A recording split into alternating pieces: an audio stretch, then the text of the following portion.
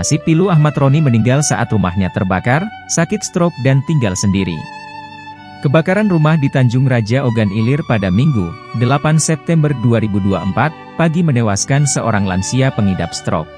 Kapolsek Tanjung Raja AKP Zahirin mengatakan ada dua kemungkinan yang diduga menjadi penyebab kebakaran. Kemungkinan antara dua itu yakni puntung rokok atau racun nyamuk bakar yang dinyalakan korban, ungkap Zahirin. Pada insiden kebakaran tersebut menewaskan seorang pria berusia sekitar 65 tahun bernama Ahmad Roni. Korban tewas terbakar di dalam rumah karena hanya dapat terbaring akibat mengidap stroke sejak 2022 silam. Diketahui korban tinggal sendirian di rumah karena telah berpisah dengan sang istri. Sementara itu anak-anak korban diketahui tak tinggal serumah dengan korban. Diketahui, selama sakit korban dirawat oleh keluarga yang berusaha setiap hari datang ke rumahnya. Keponakan korban, Arianto, mengungkapkan dirinya berpisah dengan korban pada Sabtu, 7 September 2024, malam sekira pukul 21 waktu Indonesia Barat. Semalam ibu saya sakit jadi harus pergi, saya tinggal dulu almarhum sendirian, kata Arianto ditemui di lokasi kebakaran, Minggu, 8 September 2024, siang. Arianto merupakan orang yang setia menemani korban selama mengalami stroke yang hanya tinggal sendirian di rumah itu. Almarhum itu kena stroke di tangan dan kaki kiri.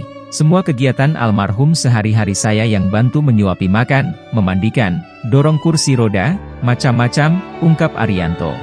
Berhubung ada keperluan mendesak, Arianto pamit ke korban pada malam sebelum insiden kebakaran dan berjanji kembali pada pagi hari.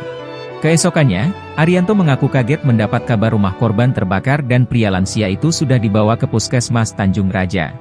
Arianto mengaku bertambah kaget saat mengetahui korban telah meninggal dunia. Ternyata almarhum sudah tidak ada, kalau saja saya tidak pergi, ini kebakaran hingga mengakibatkan korban tewas tidak akan terjadi, sesalnya. Sementara itu, pihak keluarga korban menyampaikan kepada polisi bahwa menerima peristiwa kebakaran ini sebagai musibah.